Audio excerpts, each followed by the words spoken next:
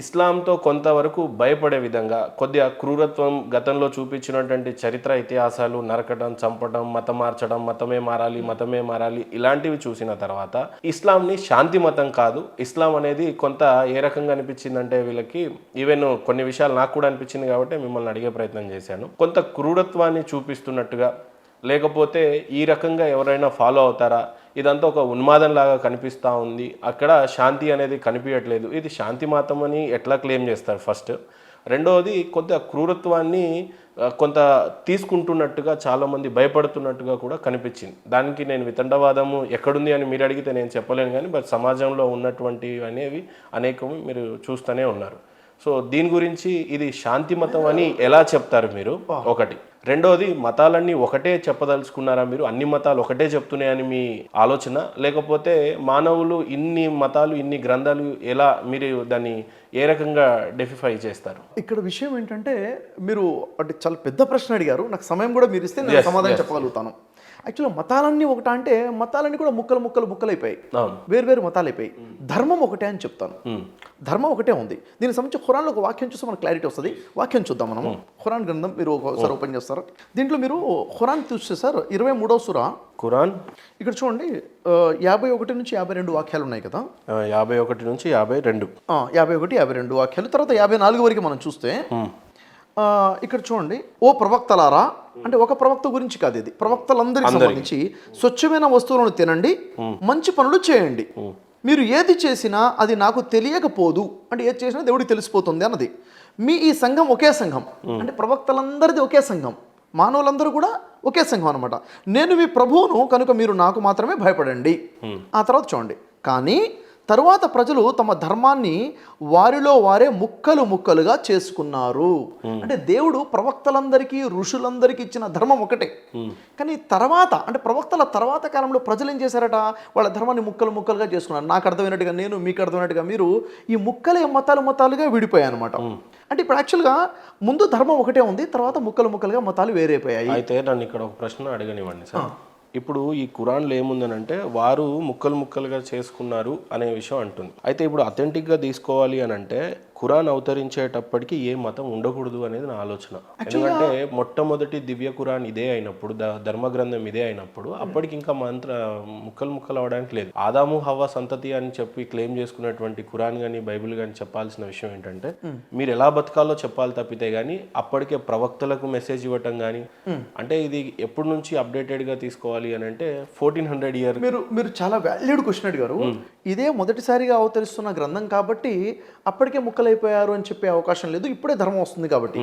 కానీ అసలు విషయం ఏంటంటే ఇది చివరిగా వస్తున్న రిమైండర్. ఇది అయితే ఫస్ట్ ఈ గ్రంథం కాదు, ఇది ఫస్ట్ గ్రంథం కానే కాదు, ఎన్నో వచ్చినా వాటిని అన్నింటినీ రద్దు చేస్తూ ఇది చివరి గ్రంథంగా పుట్టింది అని అంటారు. ఇప్పుడు వాటిని రద్దు చేస్తూ కాదు, అవి సత్యమని గుర్తు చేస్తూ వాటిని తిరిగి తోడుతూ దాంట్లో ఉన్న సత్యాన్ని గుర్తు చేసుకుంటూ అవి సత్యమని బోధించుకుంటూ వచ్చిన గ్రంథం ఇది. ఓకే, సత్యాన్ని బోధించుకుంటూ వచ్చిన గ్రంథం. అంటే ఇక్కడ విషయం ఏంటంటే ఆది నుంచి ఉన్న ధర్మం ఒకటే. ఏ ధర్మం అయితే మొట్టమొదటి మానవుడైన ఆదాంకి ఇవ్వడం జరిగిందో, లేకపోతే ఆ తర్వాత ఆదమే సాని అంటారు. ఆదమే సాని అంటే జలప్రలయంలో అందరూ చనిపోయిన తర్వాత మళ్ళీ మానవులు వచ్చింది, అది మను, అయితే మహర్షి మను, నూహ్ అలైహిస్సలాం అంటారు. నూహ్ అలైహిస్సలాంకి ఇచ్చిన ధర్మశాస్త్రమైనా కానీ ఎవరికి ఇచ్చిన ధర్మశాస్త్రమైనా కానీ ఒకే ధర్మశాస్త్రంగా ఉంది. దీనికి సంబంధించి ఖురాన్లో ఒక వాక్యం ఉంటుంది. ఎందుకంటే మన నోటి మాటలకి వాల్యూ ఉండదండి. గ్రంథం ఎప్పుడైతే మనం చూస్తామో అప్పుడు మనకు క్లియర్గా అర్థమవుతుంది. 42వ సూరా తీయండి ఒకసారి. ఇక్కడ ఈ వాక్యంలో సూర్య ఆలిమం 23లో 51, 52 చదివాం కదా, 53, 54. కానీ తర్వాత ప్రజలు తమ ధర్మాన్ని వారిలో వారే ముక్కలుగా చేసుకున్నారు, ప్రతి వర్గం తన వద్ద ఉన్న దానితో ఆనంద పరవశమై ఉన్నది. అంటే ఇప్పుడు నేను ఒక మతాన్ని తయారు చేసుకుని ఇదే కరెక్ట్ అని నేను సాటిస్ఫైగా ఉన్నాను, మీ మతంతో మీరు సాటిస్ఫైగా ఉన్నారు. ఇది ప్రస్తుతం ఉన్నటువంటి సిచ్యువేషన్. అయితే ధర్మం ఇది కొత్తది కాదు, పాత ధర్మమే అని చెప్పడానికి ఖురాన్లో 42వ సూరా తీయండి ఒకసారి. 42వ సూరా 13వ వాక్యం. 42 641 పైన ఉంది చూడండి. 13వ వాక్యము. ఆయన నూహు ప్రవక్తకు ఆజ్ఞాపించిన ధర్మాన్నే నీకు కూడా నిర్ణయించాడు. అని ఎవరు చెప్తున్నాడు? దేవుడు ముహమ్మద్ ప్రవక్తతో చెప్పడం జరుగుతుంది. అంటే నీకు కొత్త ధర్మం ఇవ్వట్లేదు, ఇంతకుముందు నూహు ప్రవక్తకి ఏదైతే ధర్మాన్ని ఇచ్చానో అదే ధర్మాన్ని నీకు ఇస్తున్నాను, కొత్త ధర్మం కాదు. దానినే ఇప్పుడు నీ వైపుకు మేము వహీ ద్వారా పంపిస్తున్నాము. దేనిని? నూహు ప్రవక్త ఇచ్చిన ధర్మాన్ని వహీ ద్వారా అంటే శబ్ద రూపంలో పంపిస్తున్నాను. దానినే అంటే ఆ ధర్మాన్నే మేము ఇబ్రాహీముకు, మూసాకు, ఈసాకు బోధించాము, ఈ ధర్మాన్ని స్థాపించండి అని, దాని గురించి విభేదాలకు లోను కాకండి అని తాకీదు చేశాము. అంటే ఒకే ధర్మం అందరికి ఇచ్చాను కదా, విభేదాలకు లోను అవ్వద్దు, అందరూ కలిసికట్టుగా ఉండని చెప్పడం జరిగింది. ఇక్కడ గమనించండి, ఇక్కడ నూహ్ అంటే ఇక్కడ భారతదేశానికి సంబంధించిన మహర్షి మను, అంటే భారతదేశ ప్రవక్తకి ఇచ్చినటువంటి ధర్మమే. అంటే ఇక్కడ సనాతన ధర్మం అనుకుంటే ఈ సనాతన ధర్మాన్ని మొహమ్మద్ ప్రవక్తకి ఇచ్చాడు తప్ప కొత్త ధర్మాన్ని ఇవ్వలేదు. అంటే ఇప్పుడు మొహమ్మద్ ప్రవక్త వారికి బోధించినటువంటిది ఏదైనా ఉంది అని అంటే అది సనాతన ధర్మమే అరబీలో బోధించారు. ఓకే. అంటే ఖురాన్లో ఏముంటుందంటే మొహమ్మద్ ప్రవక్త అంటారు ఇది దీనుల్ ఖయ్యీం అంటాడు. ఈ దీనుల్ ఖయ్యీం అంటే ఇదే సనాతన ధర్మము, ఇది అరబీలో బోధించడం జరుగుతుంది. ఒక విషయం అండి, భగవద్గీతలో మనం చూసుకుంటే 4వ సూరాలో 4వ అధ్యాయంలో ఉంటుంది. కానీ మీరు తప్పుగా అనుకోకపోతే ఖచ్చితంగా విచక్షణ ఉండే చెప్తున్నారు అనుకుంటున్నారు. రేపు మీ పెద్దల నుండి మీకేమన్నా ఇబ్బంది, మాకే రకమైన ఇబ్బంది రాదు, కానీ మీకేమన్నా వచ్చే ఇబ్బందులు ఉన్నాయో చూడండి. ఎందుకంటే మొహమ్మద్ ప్రవక్త వారికి బోధించింది సనాతన ధర్మమే అని అంటున్నారు. సనాతన ధర్మమే అరబీలో బోధించడం జరిగిందని. అప్పుడు మీరు మాలాగా ఉండాలి, కానీ మీరు మీలాగా ఎందుకు ఉంటున్నారు? ట్రెడిషనల్ నేనైనా కల్చర్ అయినా లేదు, నేనైనా మీరైనా ఎలా ఉండాలంటే ధర్మశాస్త్రం చెప్పినట్టుగా ఉండాలి. మనం ఎక్కడైతే పుట్టామో ఆ కల్చర్లో ఉండాలి. ఆ కల్చర్ గురించి మేము మీకు చెప్తాను, ఎందుకంటే మీరు ఒక మాటలోనే పెద్ద ప్రశ్న ఉంటుంది, నేను సమాధానం చెప్పాలంటే. ఎందుకంటే మన మాట ఆధ్యాత్మిక విషయం కాబట్టి చాలా సున్నితమైన విషయము, ఏది వదిలిపెట్టకుండా ఒక్కొక్కటి మాట్లాడుకుంటూ వెళ్తే బాగుంటుంది. ఇక్కడ చూడండి, భగవద్గీతలో మనకు వస్తాం, ఖురాన్ వాక్యంలోకి వస్తాను. భగవద్గీతలో చూడండి 4వ అధ్యాయము జ్ఞానయోగంలో 7, 8 వాక్యాలు మనం చూసుకుంటే 7 ఒకసారి మీకు ఇస్తున్నాను, చదువుతారా?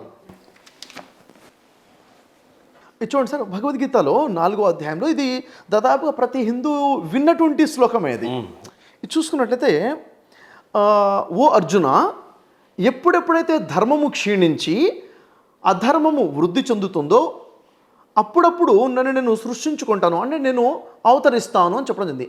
పరమాత్మ చెప్పడం ఏంటిది? ఎప్పుడెప్పుడైతే ధర్మం క్షీణిస్తుందో అప్పుడప్పుడు నేను అవతరిస్తాను ధర్మాన్ని బోధించడం కోసం అని చెప్పేసి. వచ్చిన తర్వాత ఏం చేస్తాడు? సాధు సజ్జనులను సంరక్షించుకున్నటకును, అంటే ఎవరైతే సజ్జనులు ఉన్నారో వాళ్ళని రక్షించుకోవడానికి, దుర్జనులను వినాశనం వర్ధించడం కోసం, అంటే దుర్జనులు ఏం చేస్తాడు? నాశనం చేసేస్తాడు. ధర్మమును లెస్సగా స్థాపించడం కొరకు నేను ప్రతి యుగమునందు అవతరించుదును అని చెప్తుంది ఎవరంటే పరమాత్మ. ఈ పరమాత్మనే జిబ్రాయిల్గా మొహమ్మద్ ప్రవక్త దగ్గరికి అవతరించడం జరిగింది. ఈ పరమాత్మనే గాబ్రియల్గా పరిశుద్ధాత్మగా యేసు దగ్గరికి రావడం జరిగింది. 1,24,000 ప్రవక్తల దగ్గరికి కూడా వచ్చినటువంటి పరమాత్మ ఒకే ధర్మాన్ని తీసుకొని రావడం జరిగింది. అయితే ఇక్కడ మనం చూసుకున్నట్లయితే ఇంతకుముందు మనం ఖురాన్లో చూసాము, ఏ ధర్మం అయితే నూహుకు బోధించారో అదే నీకు బోధిస్తున్నాను, ఇది అబ్రహాముకు బోధించాను, ఇది మూసాకి ఈసాకి. మూసా అనేసరికి ఈరోజు యూదులు తయారైపోయారు ఫాలోవర్స్గా, ఈసా అనేసరికి క్రైస్తవులు తయారైపోయారు, మొహమ్మద్ ప్రవక్త అనేసరికి ముస్లింలు తయారైపోయారు. చూసారా, ముస్లింలు, యూదులు, క్రైస్తవులు 3 వర్గాలు అయిపోయాయి. ఇక్కడ నూహ్ అంటే హిందూ సమాజం పెద్దగా అయిపోయింది. అందరూ కూడా ఏమైపోయారు? ముక్కలు చెక్కలుగా మారిపోయారు. అంటే సొంతంగా మతాలు తయారు చేసుకున్నారు. యాక్చువల్లీ ప్రవక్తలందరికీ ఇచ్చినది ఏంటిదంట? ఒకే ఒక ధర్మాన్ని ఇవ్వడం జరిగింది. ఇదే విషయం చూడండి, భగవద్గీతలో చాలా క్లియర్గా చెప్పడం జరుగుతుంది. చూడండి, భగవద్గీతలో చూసుకున్నట్లయితే ఇదే 4వ అధ్యాయము 1, 2 శ్లోకాలు చూస్తే, 1వ శ్లోకంలో నాశనరహితముకు ఈ నిష్కామ కర్మయోగమును, అంటే ఈ ధర్మశాస్త్రం ఏదైతే ఉందో, ఏ శాస్త్రం అయితే పోతుందో దాన్ని నిష్కామ కర్మయోగము అంటే నాశనము లేనటువంటిది. ధర్మం ఎప్పుడు నాశనం కాదు. ఈ యోగమును పూర్వము నేను సూర్యునికి చెప్పితిని. సూర్యుడు అంటే మొట్టమొదటి మానవుడిని కూడా సూర్యుడు అని సంబోధించింది. మొట్టమొదటి మానవుడికి చెప్పమండి, ధర్మం కూడా ఇదే చెప్పింది. సూర్యుడు వైవస్వత మనుహుకు ఉపదేశించను, మనుహుకు బోధించను. ఖురానే ఉంటుంది, నూహుకు బోధించిన ధర్మాన్ని నీకు బోధిస్తున్నాను అని చెప్పడం జరిగింది. ఇక్కడ మను నూహ్ అనే కాంట్రడిక్షన్ ఎలా మిక్స్ చేయగలరు మీరు? ఎలా అంటే నమ్మని వారికి ఇదే కరెక్ట్ అని చెప్పగలిగే ఒక విషయం చెప్తాను. ఇక్కడ ఎవరు పడితే వాళ్ళు మాట్లాడలేరేమో. మీరు అన్నారు, మీరు ఈ మాట చెప్తే ముస్లిం పండితుల నుంచి ఏమైనా కాంట్రడిక్షన్ వస్తుందేమో, ఇబ్బంది వస్తుందేమో. ఎందుకంటే యాక్చువల్గా నేను ఏది తెలుసుకున్నా, ఏది చేసినా కానీ పండితులతో సంప్రదించే నేను చేస్తుంటాను. ఖురాన్ అవగాహన నేను నేర్చుకున్నానంటే ఖురాన్ పండితులు ఆలింల దగ్గర నేర్చుకున్నాం. మన సొంతంగా అంత జ్ఞానం లేదు, నేను ఆలింని కాదు, కానీ ఆలింల దగ్గర నేర్చుకున్నాం. అయితే ఎప్పుడు కూడా ఖురాన్ ఏముంటుందంటే, ఖురాన్ చెప్తున్న విషయం ఏంటంటే 3వ సూర 64వ వాక్యంలో ఉంటుంది, ఖుల్ యా అహ్లల్ కితాబ్ తాలౌ ఇలా కలిమతిన్ సవాయిన్ బైననా వ బైనకుం. ఓ గ్రంథ ప్రజలారా, మీకు మాకు సమానమైన విషయాల వైపుకు రండి. చూడండి మహేంద్ర గారు, ఇప్పుడు మీకు నాకు ఒక 10 విషయాలు సమాంతరంగా ఉన్నాయనుకోండి. మీరు తెలుగు మాట్లాడతారు, నేను తెలుగు మాట్లాడతాను, మీది తెలంగాణనే, నాది తెలంగాణనే, మీరు ఇండియనే, నేను ఇండియనే. ఇలా చూసుకుంటూ వెళ్తే సమాంతర విషయాలు చాలా ఉన్నాయి, అవునా లేదా? మాట్లాడుకోవచ్చు. మీరు సమాజం గురించి ఆలోచిస్తారు, నేను సమాజం గురించి ఆలోచిస్తాను. విభేదాలు ఆలోచించుకుంటే మీరు హిందూ, నేను ముస్లిం, అనేసరికి ఏమైపోతుంది? విభేదాల గురించి మాట్లాడని ధర్మం చెప్పట్లేదు ఎప్పుడు కూడా. సమాంతరంగా మాట్లాడండి, కలపండి, కలిసి కూర్చొని స్నేహంగా మాట్లాడితే విషయం క్లియర్ అవుతుంది. అయితే ఇక్కడ ఏం చెప్పడం చదువుతుంది చెప్పండి. ఈ ధర్మశాస్త్రాన్ని ముందు సూర్యునికి బోధించుతుంది, అంటే మొట్టమొదటి మానవుడు ఇక్కడ ఆదముకు బోధించారని ఉంటుంది. ఇదే మళ్ళీ ఎవరికి బోధించాడు? మనువుకు ఉపదేశించుతుంది. మను తర్వాత ఇక్ష్వాకులకు బోధించుతుంది. ఇక్ష్వాకులకి ఈ ధర్మాన్ని బోధించడం జరిగింది. అక్కడ చూసుకున్నట్లయితే అబ్రహాముకు బోధించారు, మోషేకి బోధించారు, ఈసాకి బోధించారు. ఇదే ధర్మం మొహమ్మద్తో బోధించారు. అందుకే అంటారు మొహమ్మద్ ప్రవక్త ఖురాన్లో ఇదే దీనుల్ ఖయీమ్ అంటారు, ఇదే సనాతన ధర్మం అంటారు. అంటే మొట్టమొదటి మానవుడి దగ్గర నుంచి చిట్ట చివరి మానవుడి వరకు దేవుడిస్తున్న ధర్మం ఒక్కటే. ఆ ధర్మం ఏమిటంటే, ఓ మానవులారా, మిమ్మల్ని సృష్టించిన ఆ పరమాత్ముడు ఒక్కడే ఉన్నాడు, ఆ అక్షర పరబ్రహ్మ ఒక్కడే ఉన్నాడు, ఆయనకి మీరు అకౌంటబుల్గా ఉన్నారు, అహంకారంగా ఉండబాకండి. ఎందుకంటే ఏది నాది కాదు,